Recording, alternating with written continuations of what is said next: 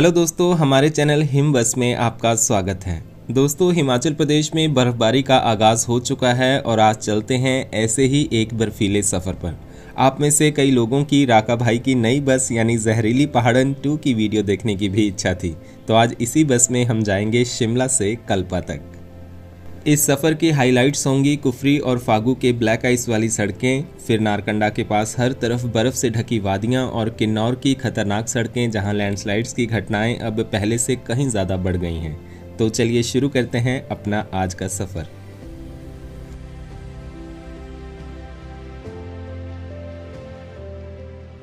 आज तारीख है 7 फरवरी और दिन है बुधवार। सुबह के 5:30 बज रहे हैं और मैं पहुंच गया हूं ISBT टूटीकंडी शिमला में।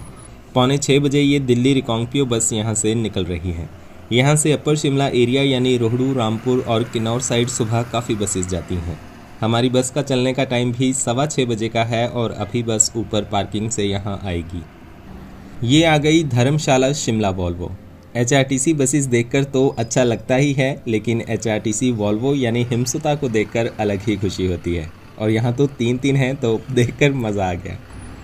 ये बसेस दिल्ली से आई हैं और अब पैसेंजर्स यहाँ ड्रॉप करके तारा देवी वर्कशॉप की ओर जा रही हैं।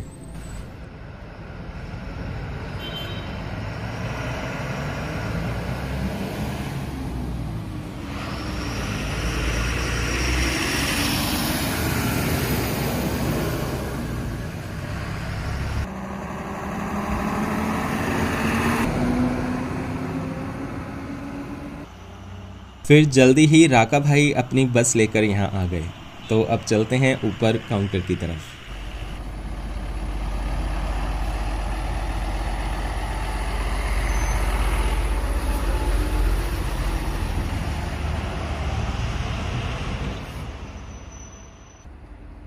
सुबह के टाइम तो यहाँ एकदम सन्नाटा है और ठंड तो बहुत ज़्यादा है।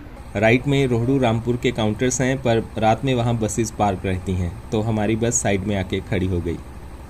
राकेश ठाकुर, जिन्हें आप सब राका भाई के नाम से जानते होंगे, उन्हें करीब 1 साल पहले ये बस मिली थी और वो तब से लगातार इसकी डेकोरेशन करने में लगे हुए हैं।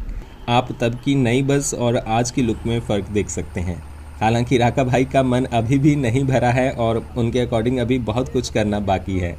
बस की बाकी सजावट हम वीडियो में आपको आगे दिखाते रहेंगे।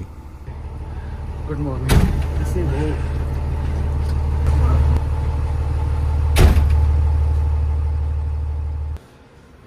बस के चलने में अभी थोड़ा टाइम बाकी है, तो तब तक चाय पी लेते हैं।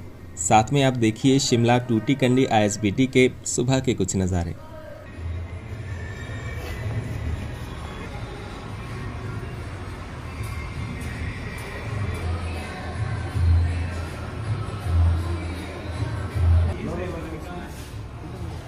पियो आप तो नहीं।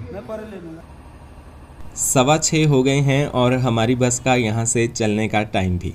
6:15 बजे यहाँ से चलकर ये बस 11:30 बजे रामपुर, 4:15 बजे रिकांगपिओ और शाम 5 बजे कल्पा पहुँचती है। शिमला से रिकांगपिओ के 240 किलोमीटर के सफ़र को ये बस 10 घंटों में पूरा करती है और इसका किराया है 533 रुपये। बस स्टैंड से 10-12 पैसेंजर्स लेकर फिर बस रिकांगपिओ के सफ़र पर निकल पड़ी। बस का रूट तो वैसे रिकांगपिओ से पांगी होते हुए कल्पा तक है, पर सर्दियों में आगे बर्फ़ होने की वजह से बस आज रिकांगपिओ तक ही जाएगी।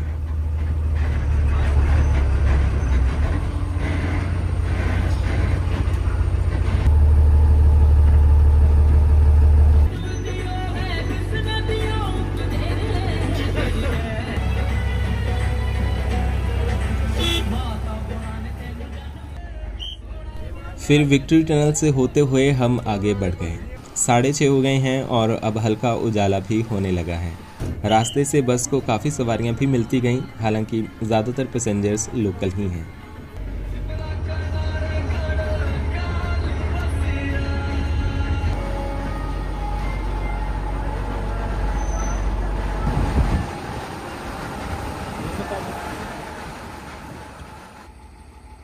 फिर लक्कड़ बाज़ार से होते हुए हम पहुंच गए IGMC बस स्टैंड और यहां पर बस 5-10 मिनट के लिए रुकेगी। ऊपर से छोटा सा रोड ये IGMC की ओर जाता है।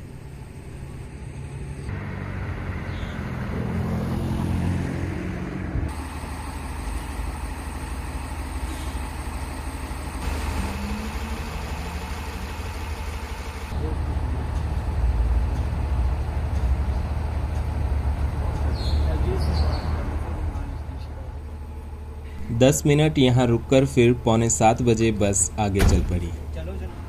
यहाँ ढली बाईपास से हमारी बस संजौली की ओर मुड़ गई।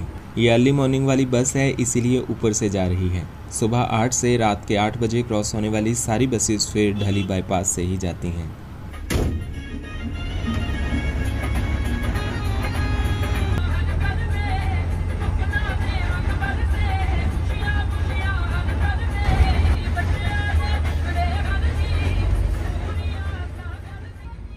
फिर हम पहुंच गए ढली टनल। राइट में बनी इस नई डबल लेन टनल का इनॉग्रेशन बीते 25 दिसंबर को किया गया था, लेकिन संजौली से ढली की ओर जाने के लिए पुरानी टनल से होकर ही जाना होता है।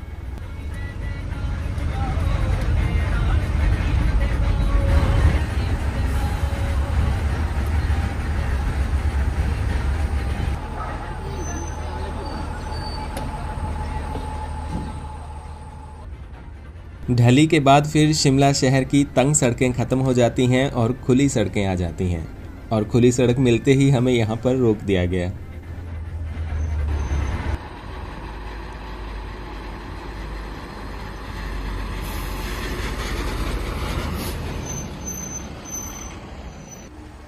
पिछले हफ्ते शिमला समेत पूरे प्रदेश में भारी बर्फबारी हुई थी, तो अभी तक कुछ सड़कें बंद हैं। राका भाई भी 2-3 दिन किन्नौर में फंसे थे और कल ही कल्पा से वापस आए हैं। कल तो वो वाया नारकंडा ही आए थे, लेकिन बीती रात को कुफरी और ठियोग में हल्की बर्फबारी हुई थी, जिस कारण यहाँ से बड़ी गाड़ियों को वाया बसंतपुर भेजा जा रहा है। हमारी बस में ठियोग की काफ़ी सवारियाँ हैं, और जब कंडक्टर साहब ने पुलिस को ये बताया तो उन्होंने कहा कि अभी थोड़ा वेट करो, अभी पुलिस की गाड़ी रोड टेस्ट पर जाएगी और उसके बाद बड़े वाहनों को जाने दिया जाएगा।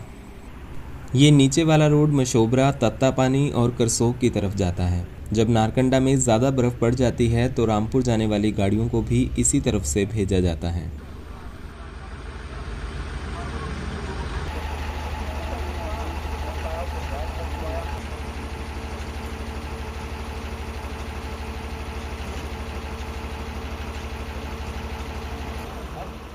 यहाँ पर हम करीब 45 मिनट खड़े रहे और अब यात्री भी थोड़ा परेशान होने लगे हैं। फिर सामने से ये रोहड़ू चामुंडा का जहाज़ आ गया और इसका हवाला देकर हम भी यहाँ से निकल गए। ऊपर की साइड से तो वैसे भी बड़े ट्रक्स आ ही रहे थे।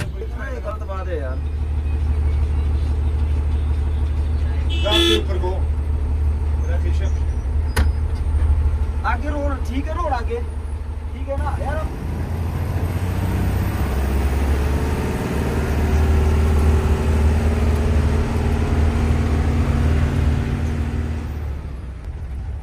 फिर ग्रीन वैली से होते हुए हम आगे बढ़ गए। यहाँ पर बर्फ़ हल्की फुल्की ही है और ट्रैफिक भी बहुत कम है, इसीलिए हम जल्दी जल्दी यहाँ से निकल गए।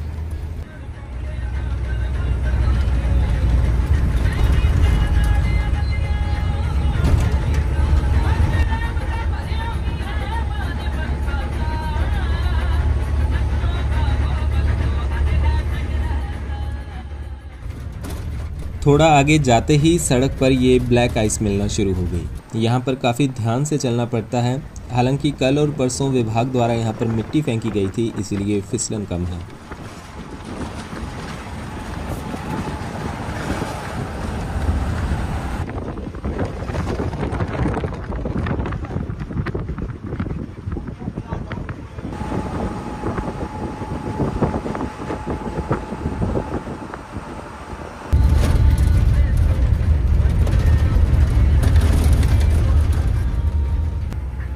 इसके बाद फिर हम पहुंच गए कुफरी।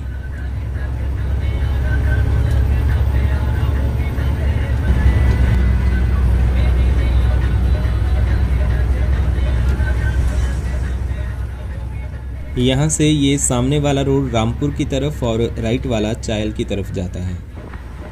अब सनराइज भी हो गया है और सुबह की पहली धूप में ये बर्फीली वादियाँ चमक उठी हैं।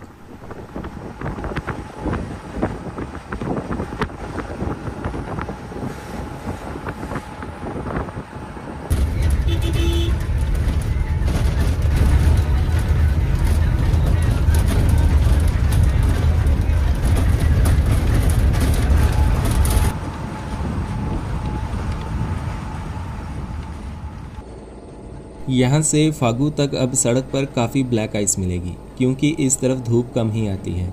यहाँ जब स्नो क्लियर की जाती है तो साथ में थोड़ी मिट्टी भी फेंक दी जाती है ताकि गाड़ियाँ स्किड ना हो। फिर भी यहाँ स्लो और एक ही स्पीड में चलना चाहिए ताकि ब्रेक का इस्तेमाल ना करना पड़े।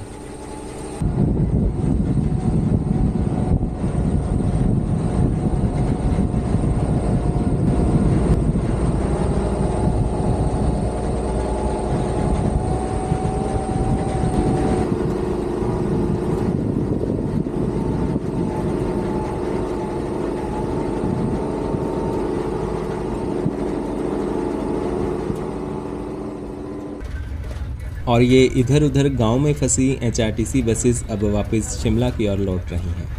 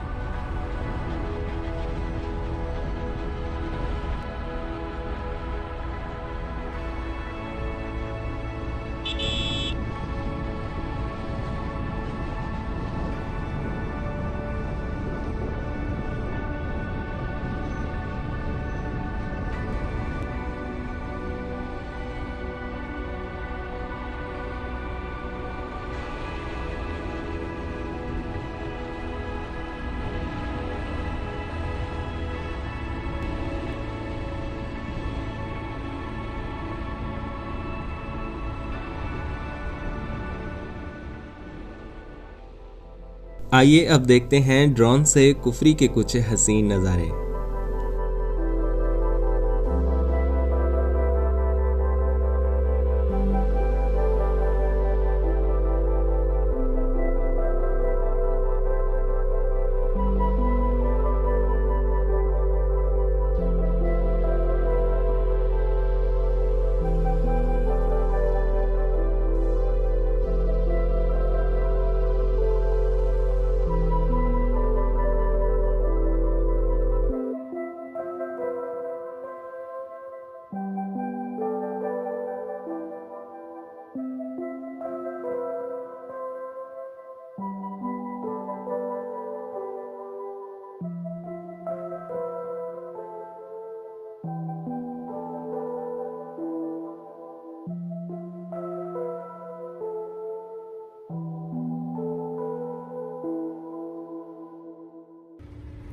इसके बाद हम पहुंच गए फागू और अब इस तरफ अच्छी धूप है। गर्म धूप में काफ़ी मज़ा आ रहा है और बर्फीले पहाड़ भी अलग ही चमक रहे हैं। इस तरफ अच्छी धूप पड़ती है तो रोड पर ज़्यादा स्नो नहीं है। खुला रोड है तो ड्राइवर फटाफट भगाकर टाइम कवर कर रहे हैं।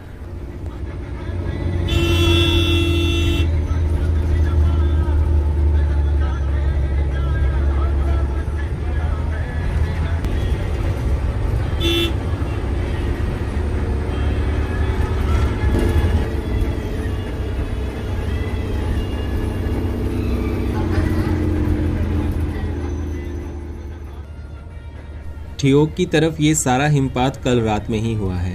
पेड़ों और झाड़ियों पर ये बर्फ़ ज़्यादा नहीं टिकती और आज अगर अच्छी धूप लगती है तो शाम तक ऑलमोस्ट साफ़ हो जाएगी। जब आप आए थे तो साफ था? तब साफ था, बिल्कुल यही थोड़ा यहाँ से आके पड़ना थोड़े।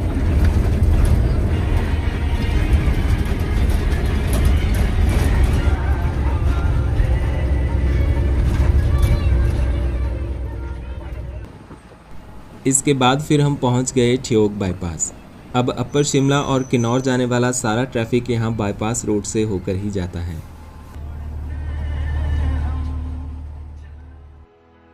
वैसे तो इस बाईपास रोड का काम कई सालों से चल रहा था, पर पिछले साल जब अंदर मार्केट से जाने वाले रोड पर एक मेजर लैंडस्लाइड हो गया तो इसका काम युद्ध स्तर पर पूरा किया गया और अभी कुछ महीने पहले ही इसे पब्लिक के लिए खोल दिया गया है।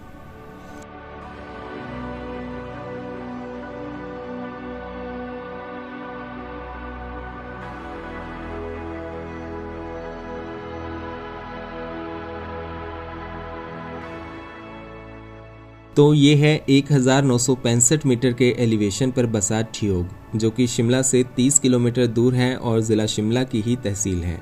समर सीज़न में जब शिमला में काफ़ी भीड़ भाड़ रहती है तो शिमला से आगे कुफरी और फागू घूमते हुए आप यहाँ ठियोग में भी शांत स्टे का आनंद ले सकते हैं।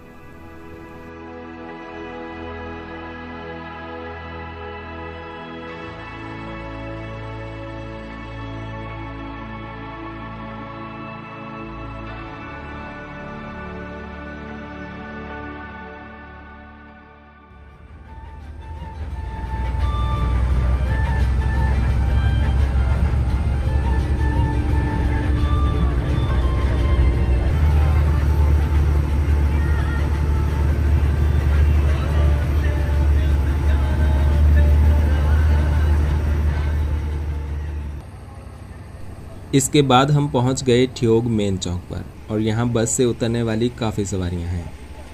ये नीचे वाला रोड रोहड़ू और चौपाल नेरवा की तरफ जाता है और ये त्यूणी ऊना हरोली बस भी यहां से शिमला की ओर निकल रही है।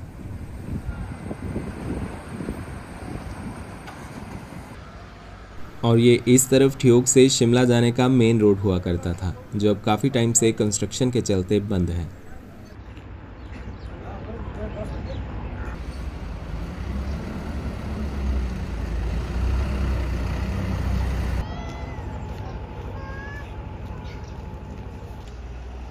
साढ़े 8 बजे फिर हमारी बस ठियोग से आगे चल पड़ी।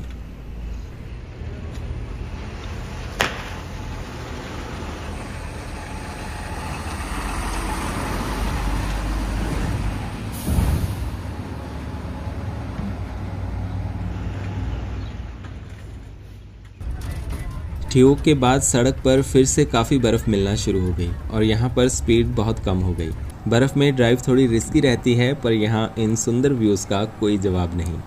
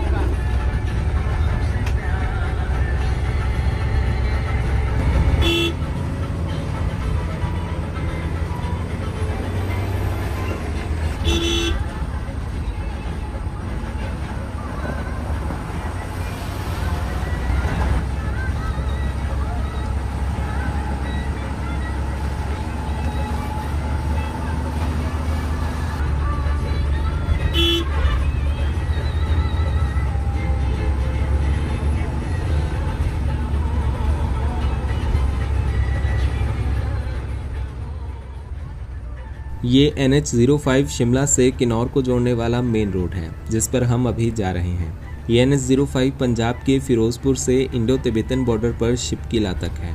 ये मैक्सिमम रोड अब डबल लेन है, हालांकि रामपुर से आगे काफ़ी स्ट्रेच लैंडस्लाइड की वजह से अब खराब है।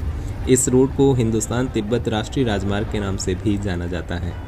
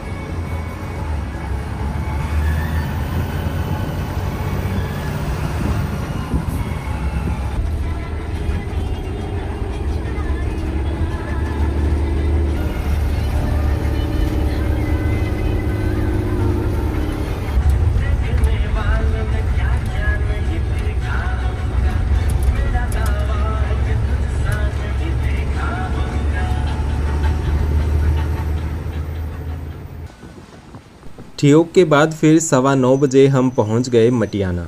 आज हम काफ़ी लेट हैं, वरना नॉर्मली बस 8 बजे तक यहाँ पहुंच जाती है। यहाँ काफ़ी सारी शॉप्स और ढाबे वगैरह भी हैं, लेकिन बर्फ़ की वजह से काफ़ी दुकानें आज बंद हैं।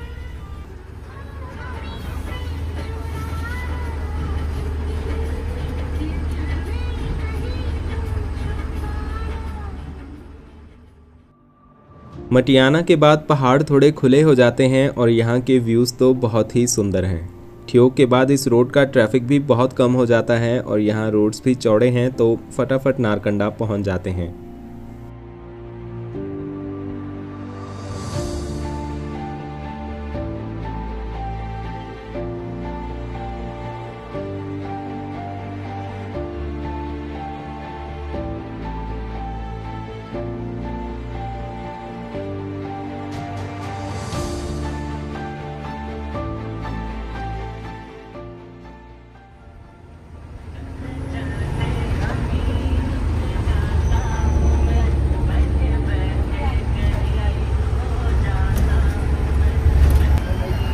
लेट हो गया ना बहुत ऐसा ना हो लेकिन सारी बंद हो गई हो जाना।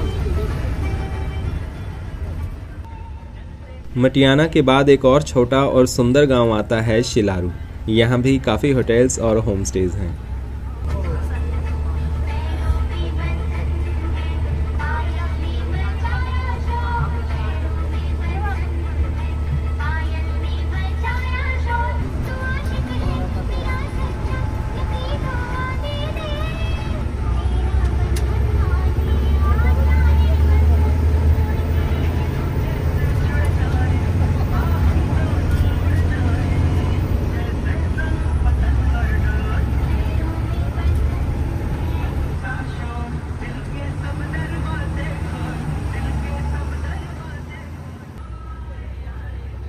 शिलारू के बाद फिर रोड यहाँ इन घने जंगलों से होकर गुजरता है।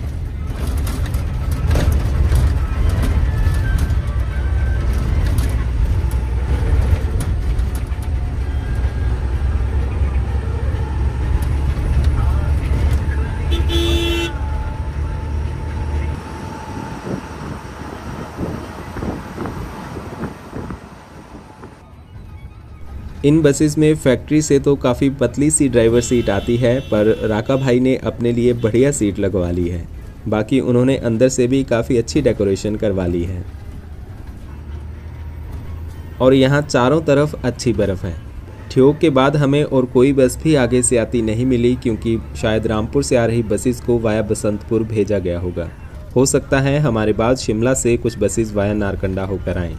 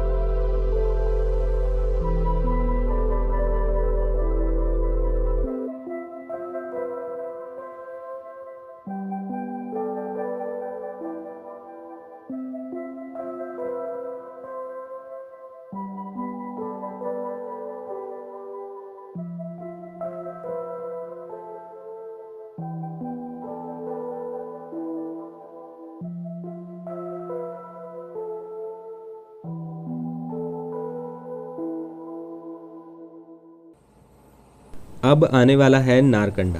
नारकंडा अपर शिमला का एक मशहूर टूरिस्ट स्पॉट है। 2708 मीटर्स की ऊंचाई पर बसा ये टाउन शिमला रिकांगपिओ रोड का सबसे हाईएस्ट पॉइंट है और अभी सर्दियों में यहाँ शिमला से भी ज़्यादा बर्फ़ गिरती है। बर्फ़ की वजह से यहाँ रोड अक्सर बंद हो जाता है और जैसा कि हमने बताया कि पिछले कुछ दिन रोड बंद होने के बाद कल ही खुला है।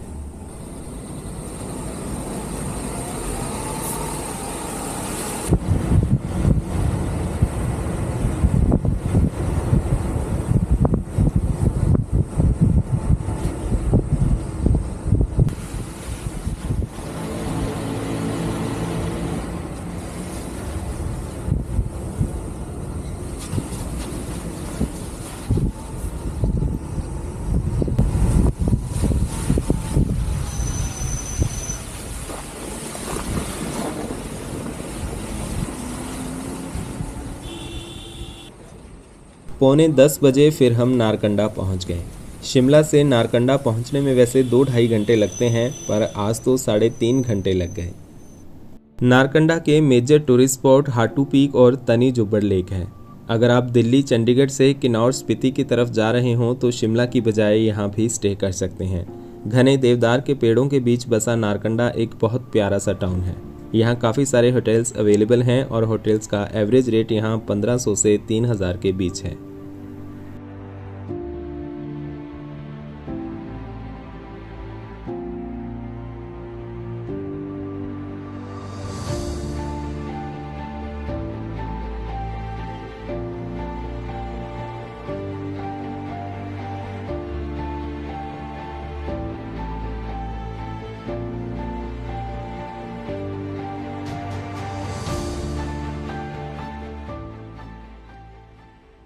हमारी ये बस वैसे 5-10 मिनट के लिए यहाँ चाय के लिए रुकती भी है, पर आज लेट हैं तो सवारी उतार कर हम आगे चल पड़े।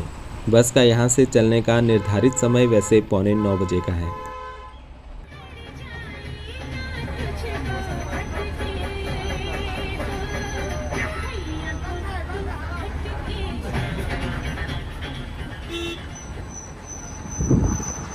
नहीं ठीक है, सूख जाएगा।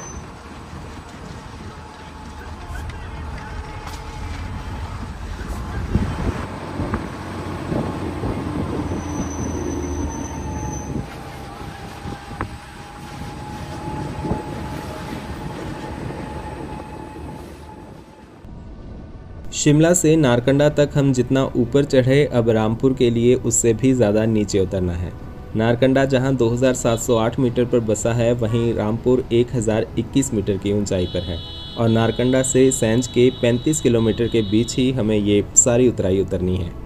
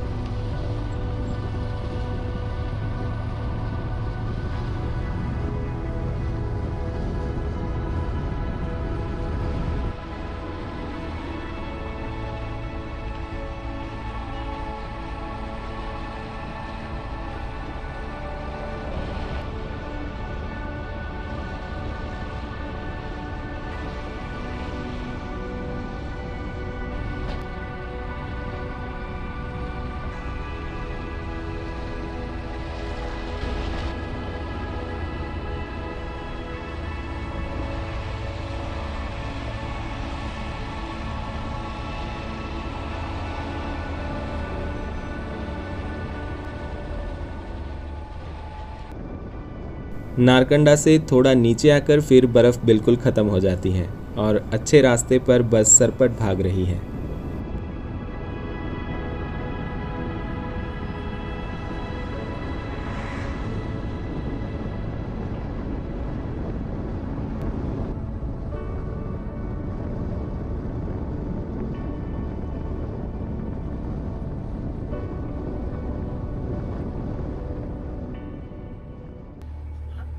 इसके बाद फिर हम पहुंच गए कुमारसैन।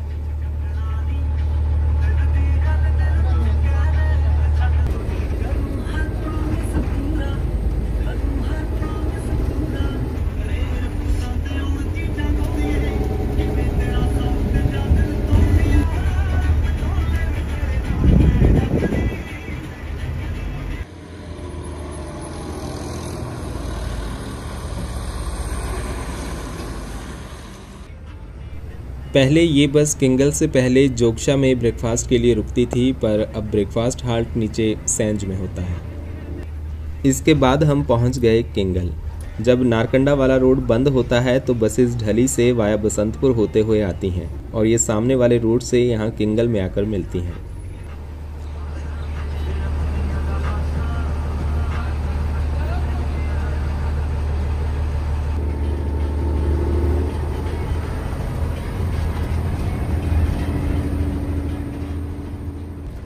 नारकंडा से नीचे आते आते हम 11 बजे सैंज पहुँचे।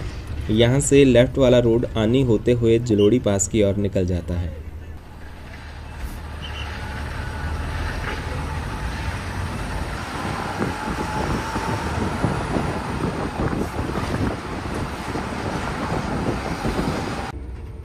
सैन से थोड़ा ही आगे फिर हमारी बस यहाँ ब्रेकफास्ट के लिए रुक गई।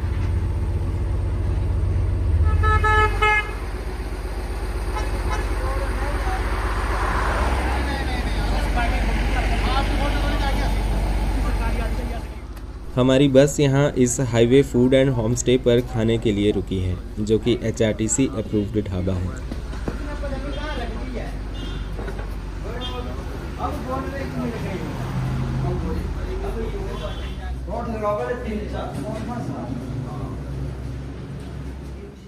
भूख तो काफ़ी लग रही है, लेकिन बस लेट है तो सिर्फ 10-15 मिनट ही यहाँ पर रुकेंगे, इसलिए अब जल्दी जल्दी खाना पड़ेगा।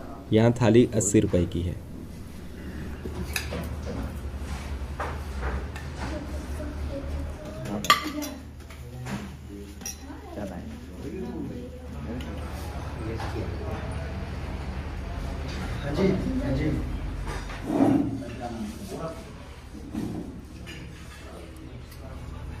बस में काफ़ी पैसेंजर्स थे तो सबका खाना आते आते काफ़ी टाइम लग गया और यहाँ पर 25-30 मिनट रुकना पड़ा। 11:30 बजे फिर हम यहाँ से रामपुर की ओर निकले। वैसे ये टाइम रामपुर पहुँचने का होता है। सैन से रिकांगपिओ और आगे खाप संगम तक रोड अब इस सतलुज नदी के साथ साथ चलता है।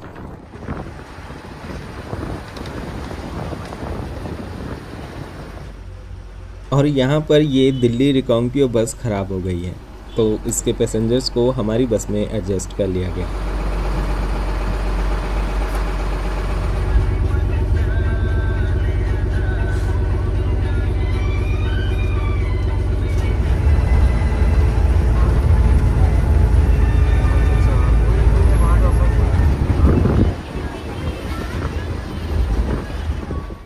नीरद के पास यहाँ पर बन रहा है LHEP यानी लुहरी हाइड्रो इलेक्ट्रिक प्रोजेक्ट का स्टेज 1, जिसकी कैपेसिटी 210 मेगावाट की है और 2026 में इसके कमीशन होने की उम्मीद है। इस प्रोजेक्ट की 3 स्टेजेस हैं और बाकी 2 स्टेजेस 172 मेगावाट लुहरी स्टेज 2 और 382 megawatt Sunni dam hydro electric project है। यहाँ नीचे बन रहा है इस स्टेज 1 का 80 मीटर ऊंचा कंक्रीट ग्रेविटी डैम। और आप सोच रहे होंगे कि यहाँ पर नदी का पानी कहाँ गायब हो गया।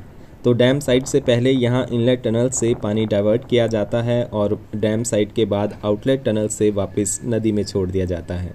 डैम बनाने से पहले सबसे पहला काम ये डाइवर्जन टनल्स बनाना ही होता है।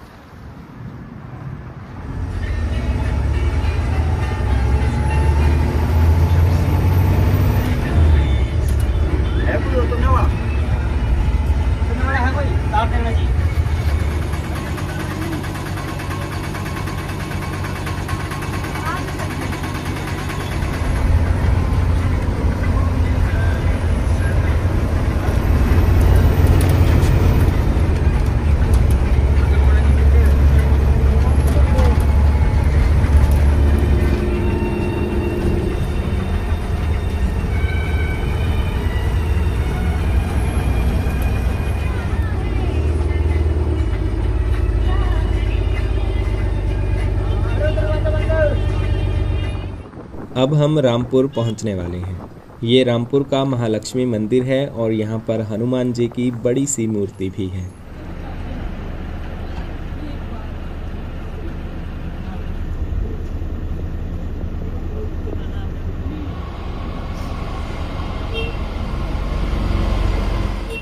रामपुर शिमला ज़िला का एक बड़ा शहर है।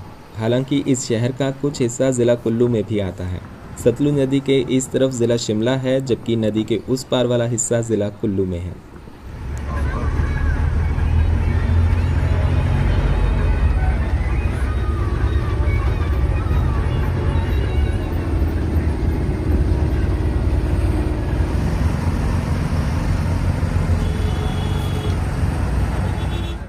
टाइम अभी 12:30 हो रहे हैं और बस का रामपुर से चलने का समय वैसे 12 बजे का है, तो हम तो अभी आधा घंटा लेट चल रहे हैं।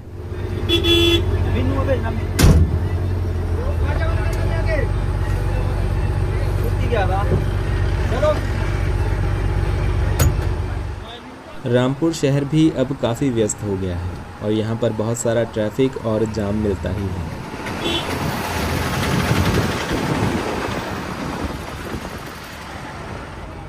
लेफ्ट में ये रामपुर का बड़ा सा प्लेग्राउंड है और यहाँ से नीचे की ओर रास्ता बस स्टैंड के लिए जाता है, लेकिन बस स्टैंड वाला रोड काफ़ी तंग है और आज यहाँ पर काफ़ी जाम भी है।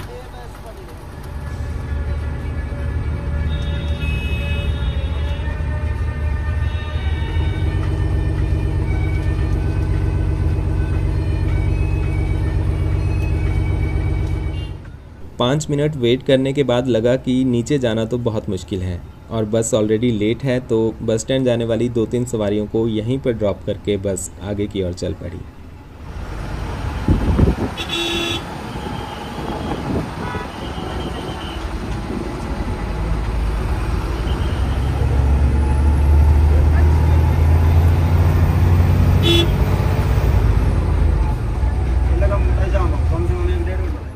आगे से ये रक्षम सांगला दिल्ली बस आ रही है। अब रामपुर से आगे ज्यूरी का रोड भी डबल लेन बन गया है, बस बीच में 1-2 पॉइंट्स हैं जो ख़राब हैं। रामपुर काफ़ी नीचे एलिवेशन पर है तो यहाँ पर बर्फ़ कभी कभार ही गिरती है।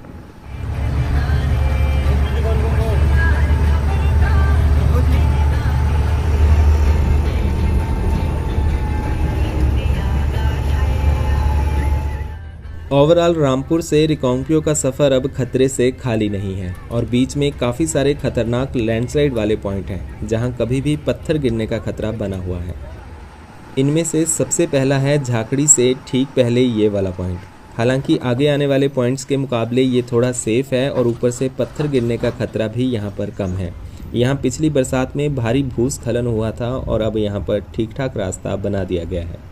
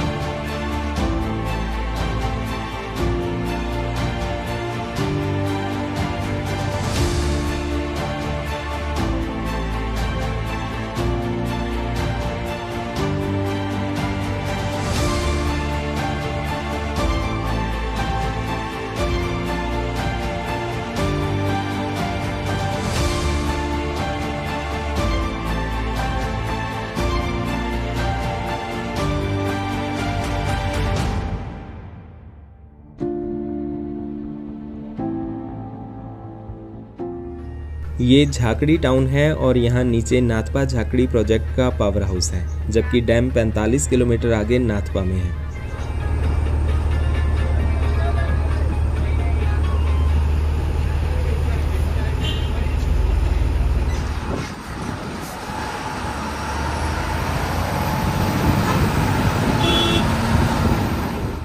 अब हम फिर से ऊंचाई की तरफ बढ़ने लगे हैं और ज्यूरी के ऊपर इन पहाड़ों पर बर्फ भी दिखाई देने लगी है।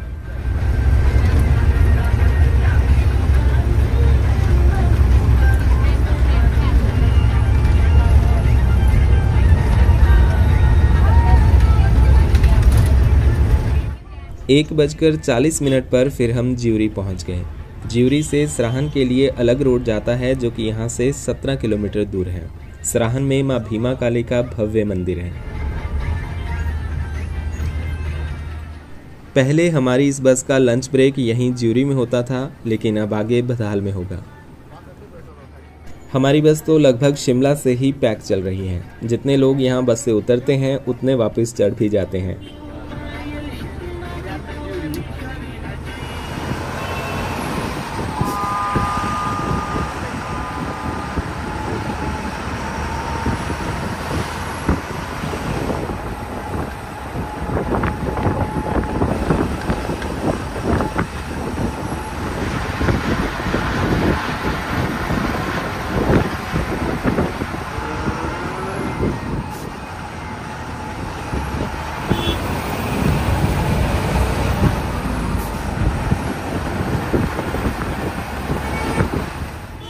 इसके बाद फिर 2 बजे हम पहुंच गए बधाल और यहाँ पर बस का लंच ब्रेक भी होगा।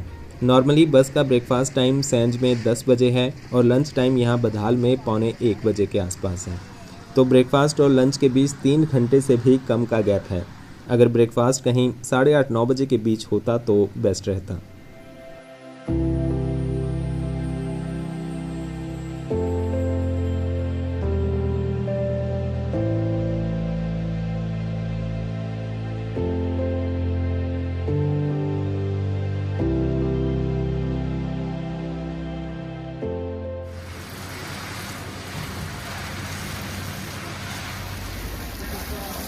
मार दे ब्रश मार दे कहाँ ब्रश मार दे हाथ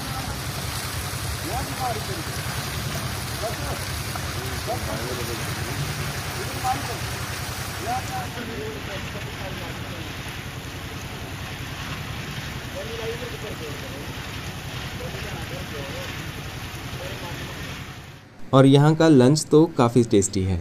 लंच में मक्की की रोटी के साथ साग, राजमा और कढ़ी है। साथ में आप चावल भी ले सकते हैं। यहाँ का गर्मा गर्म खाना खाकर तो मज़ा आ गया।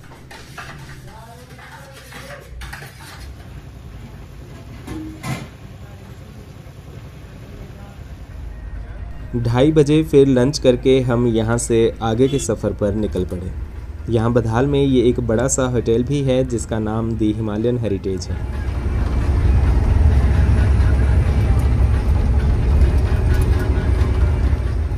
इसके बाद अब बस का कोई ब्रेक नहीं है और अब हम सीधे रिकांगपिओ में ही रुकेंगे। ज्यूरी के बाद टापरी तक रोड की हालत बहुत ख़राब है।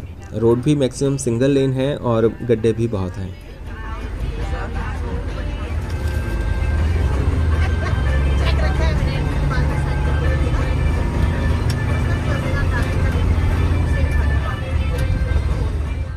ये बधाल शिमला ज़िला का आखिरी गांव था और अब हम जल्दी ही किन्नौर ज़िला में प्रवेश कर जाएंगे। ये आ गया किन्नौर द्वार और अब हम ज़िला किन्नौर में प्रवेश कर गए हैं। बाहर के इन मनोरम दृश्यों का मज़ा लेते हुए हम आगे जा रहे हैं।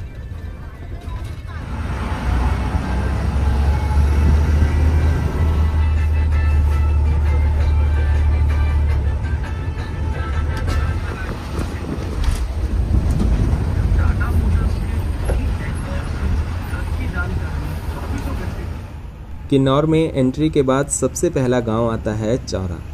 रिकांगपिओ यहाँ से लगभग 65 किलोमीटर दूर है।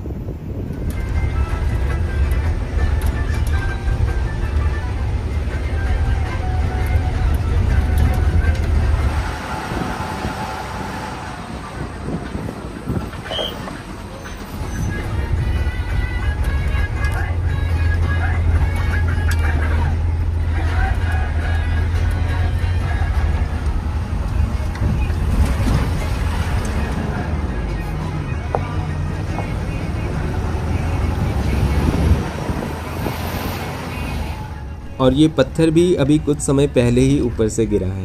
इसके बाद तो रिकांगपिओ तक यही हाल है और काफ़ी ध्यान से चलना पड़ेगा।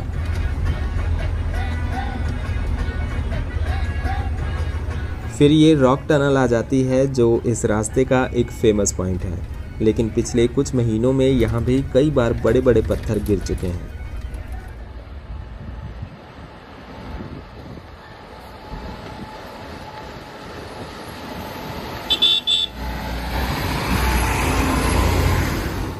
इस तरफ अब एकदम पथरीली चट्टानें हैं और रोड तंगसाही है, यानी सिंगल लेन है और इसकी काफ़ी टाइम से टायरिंग भी नहीं हुई है।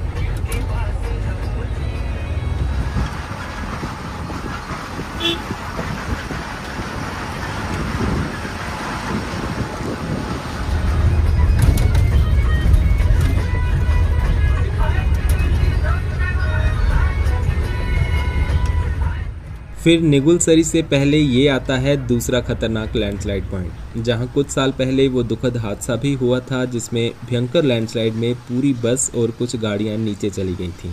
उसके बाद लंबे समय तक यहां पर पत्थर गिरते रहे और अब यहां पर नेटिंग लगा दी है जिससे छोटे मोटे पत्थरों से थोड़ा आराम मिला है।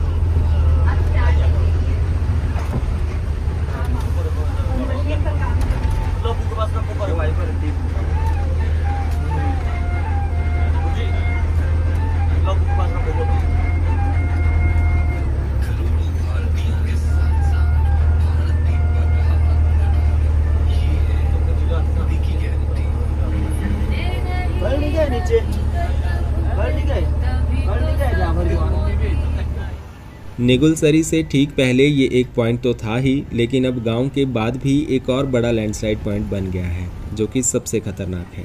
उसके बारे में हम गांव क्रॉस करने के बाद बात करते हैं। निगुलसरी गांव के लोगों के लिए तो सच में एक बड़ी मुसीबत पैदा हो गई है।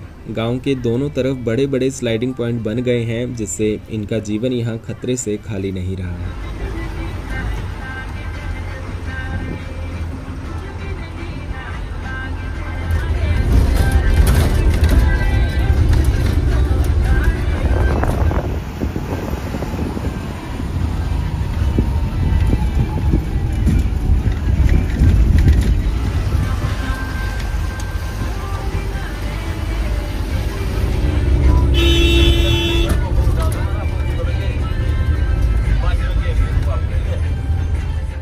फिर हम पहुंच गए निगुलसरी और यहाँ ये ताबो रामपुर बस भी खड़ी है।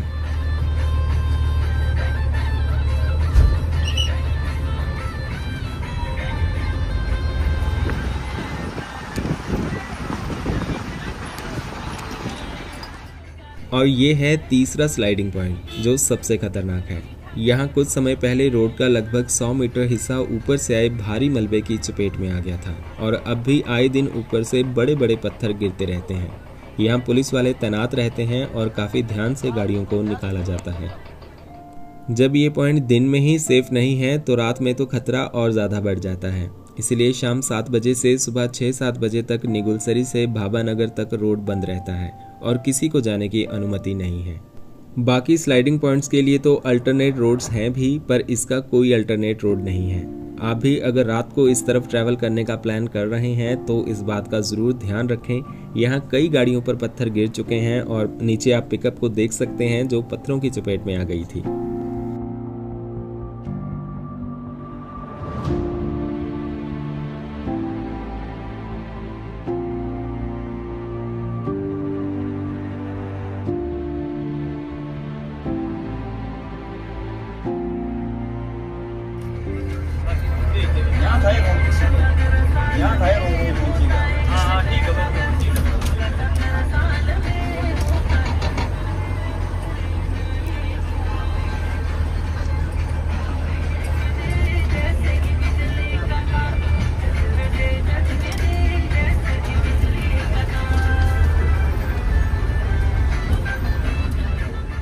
अब हम तरंडा ढांग पहुंचने वाले हैं। ढांग से पहले ये तरंडा माता का मंदिर है और यहाँ से गुजरने वाले लोग मंदिर में माथा जरूर टेक कर जाते हैं।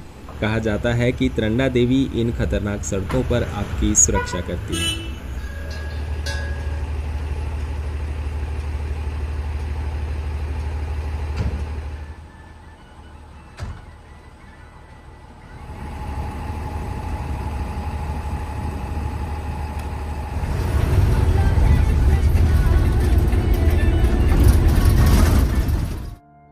इस ढांग पर सड़क बनाने का काम 1950 के दशक में हुआ था और इन चट्टानों पर किसी भी मशीन का उपयोग नहीं हुआ है, जबकि मजदूरों ने स्वयं हाथों से काट काट कर यहाँ पर रोड बनाया है।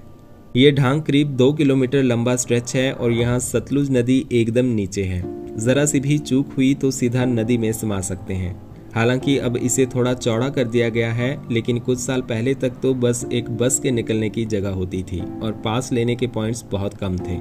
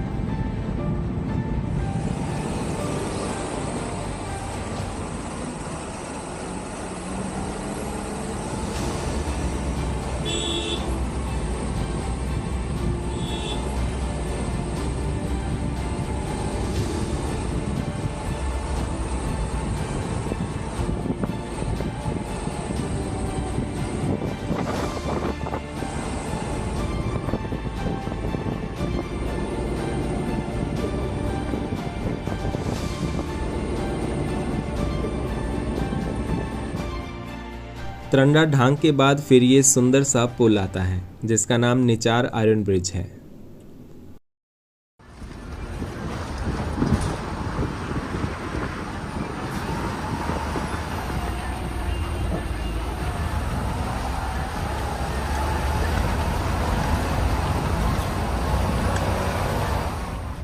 ये पलिंगी गांव है और यहाँ से ऊपर वाला रोड निचार के लिए जाता है जो कि 16 किलोमीटर दूर है।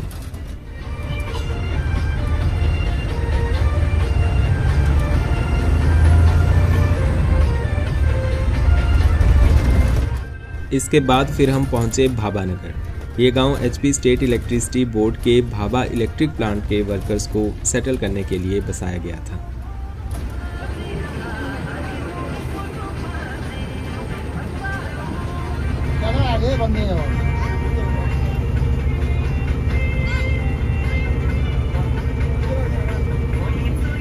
भाभा नगर के बाद आता है नाथपा और यहाँ नीचे नाथपा डैम है जिसका पावर हाउस पीछे झाकड़ी में था। नाथपा झाकड़ी एशिया का सबसे लंबा अंडरग्राउंड हाइड्रो इलेक्ट्रिक प्रोजेक्ट है और इसकी कैपेसिटी 1530 मेगावाट की है।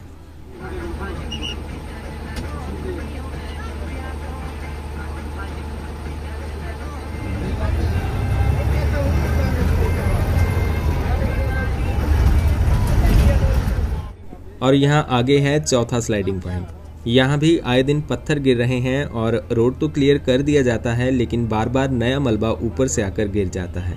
आज भी ऐसा ही हुआ, तो अब हम वापस पीछे जाकर नाथपा से नीचे उतरकर सामने वाली पहाड़ी से होकर जाएंगे।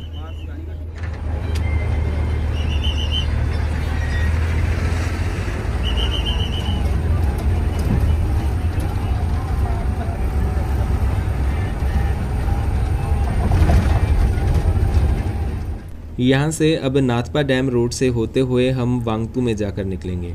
ये डैम तक जाने का रोड है तो सिंगल लेन है और यहाँ पर तंग मोड़ भी है।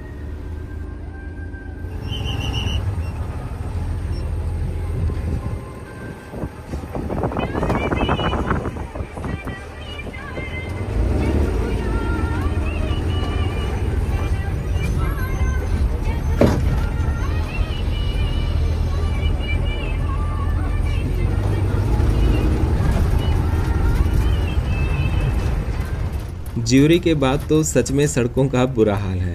हर तरफ धूल मिट्टी और ऊपर से गिरते पत्थरों का खतरा। यहाँ तो जान हथेली पर रखकर चलना पड़ता है।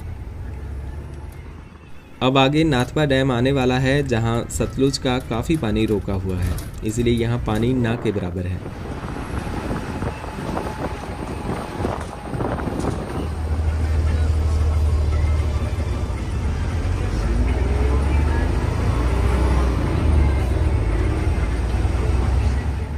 ये सामने है नाथपा डैम। वैसे तो हम सामने वाले पहाड़ से होकर जाते थे जो कि मेन रोड है, पर आजकल मैक्सिमम टाइम ट्रैफिक यहीं से डाइवर्ट किया जाता है। राइट साइड में आप वो स्लाइडिंग पॉइंट भी देख सकते हैं जिसकी वजह से हमें यहाँ से डाइवर्ट होकर आना पड़ा। नाथपा डैम तक तो सड़क पक्की थी लेकिन अब आगे वांगतू तक ऐसा खराब सा है।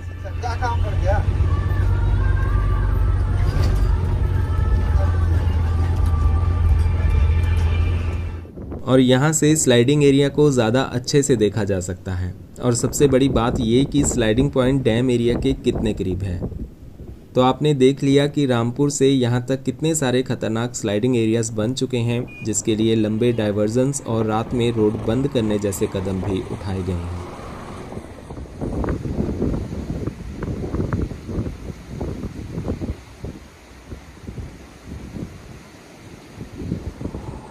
लेकिन शायद सरकार को इस बारे में अब गहनता से रिसर्च करने की ज़रूरत है कि क्यों बिन बरसात के भी किन्नौर में लैंडस्लाइड पर लैंडस्लाइड हो रहे हैं। यहाँ से रोज़ाना गुजरने वाले लोगों का जीवन तो खतरे से खाली नहीं रह गया है।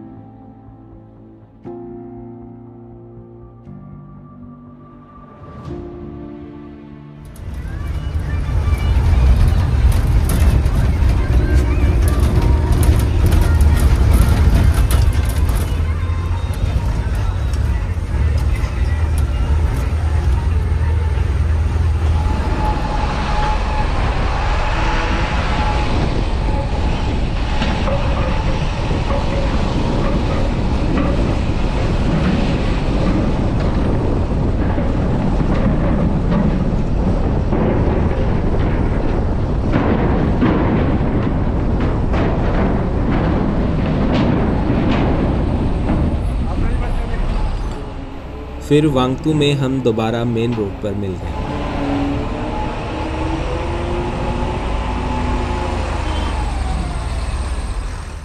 ये वांगतू पावर हाउस है जिसका डैम आगे करछम में है। यहाँ सामने करछम वांगतू टनल में कई सालों से रिसाव हो रहा है।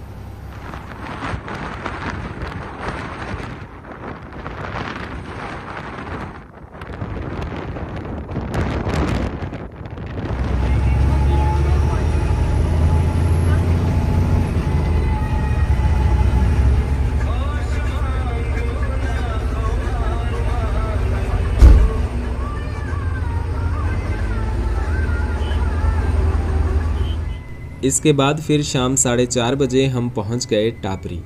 टापरी ज्यूरी के बाद अगला मेजर स्टेशन है। HRTC की सभी बसेस यहाँ कुछ देर बस स्टैंड में रुकती हैं। टापरी में नाइट स्टे के लिए कुछ होटल्स या गेस्ट हाउस भी मिल जाते हैं।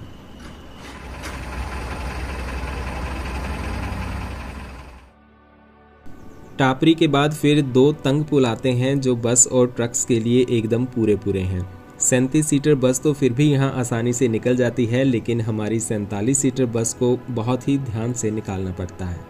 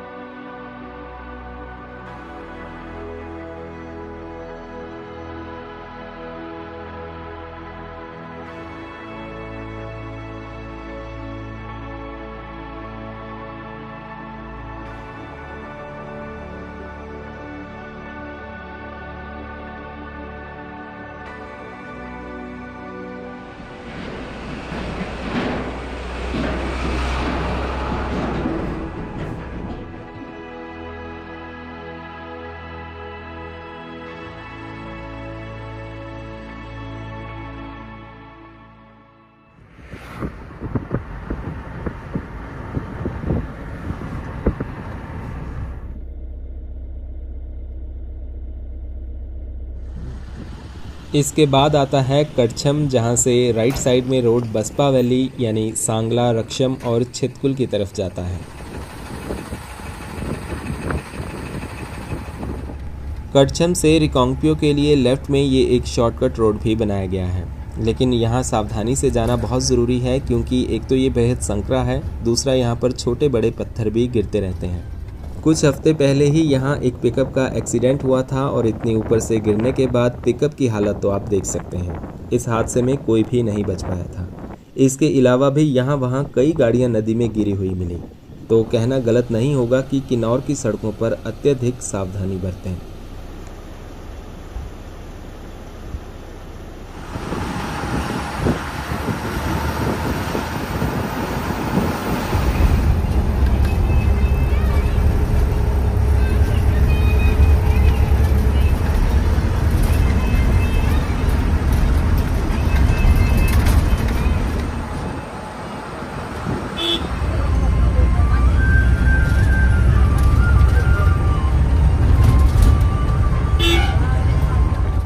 करछम से रिकांगपिओ बस 24 किलोमीटर दूर है और इसमें करीब आधा घंटा लगता है।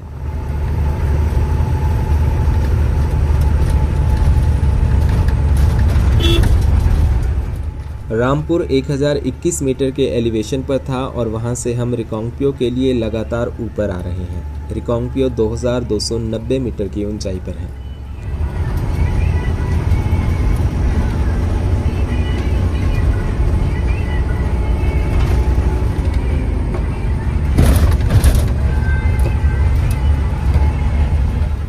शोंगटोंग के बाद अब हम पोवारी की चढ़ाई चढ़ रहे हैं। पोवारी से रिकांगपिओ तक तीखी चढ़ाई है और रोड भी सिंगल ही है।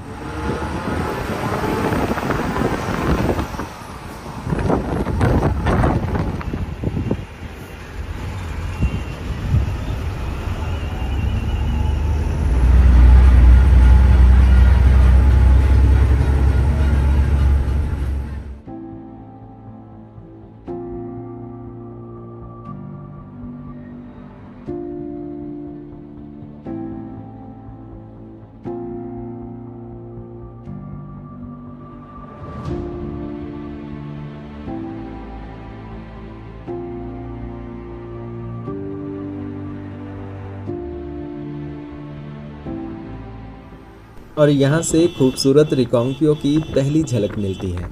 बर्फीले बैकड्रॉप के आगे ये शहर बहुत ही सुंदर दिख रहा है।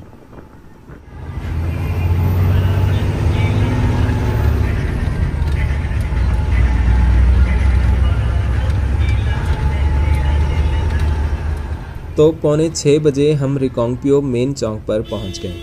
ये यहाँ का मेन चौक है और यहीं ऊपर एक बड़ी मार्केट भी है। ये सामने वाला रोड पांगी के लिए जाता है और जब बस कल्पा जाती है तो रिकांगपिओ की सवारियों को यहाँ मार्केट में ड्रॉप करके यहीं से पांगी होते हुए कल्पा चली जाती है। लेकिन सर्दियों में बस कल्पा नहीं जाती और अब सीधे रिकांगपिओ बस स्टैंड जाएगी।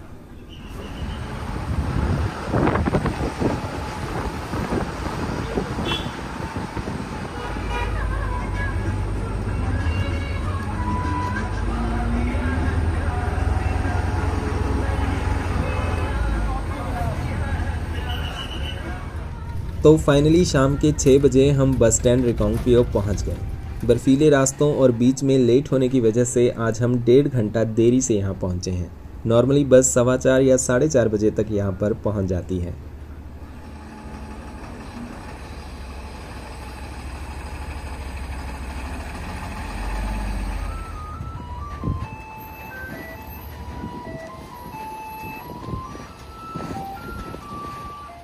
यहाँ फिर बस साइड में पार्क हो गई और अब कल सुबह 7:40 पर यहाँ से शिमला के लिए निकलेगी और शाम 5:30 बजे तक शिमला पहुँच जाती है।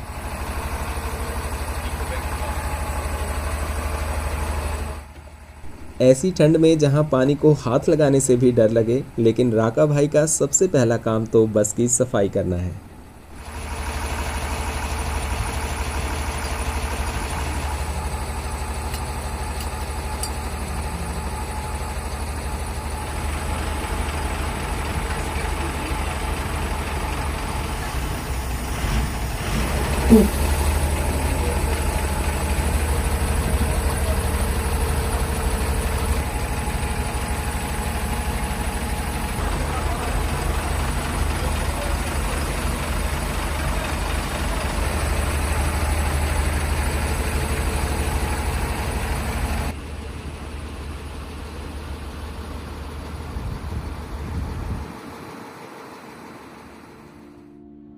रिकांगपिओ को सबसे सुंदर बस अड्डों में से एक माना जाता है और आप खुद देख सकते हैं कि क्यों।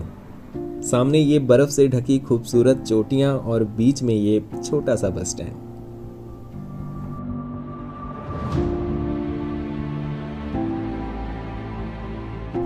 तो दोस्तों, इस वीडियो को हम यहाँ पर ख़त्म करते हैं। उम्मीद है शिमला से रिकांगपिओ का ये सफ़र आपको पसंद आया होगा, और आए भी क्यों ना, क्योंकि राका भाई की जहरीली पहाड़न 2 हो तो सफ़र का मज़ा ही कुछ अलग रहता है। दोस्तों, इस वीडियो को लाइक और शेयर ज़रूर कर दें और चैनल पर नए हैं तो इसे सब्सक्राइब भी ज़रूर कर लें। जल्दी मुलाकात होगी किसी नई सफ़र पर। धन्यवाद।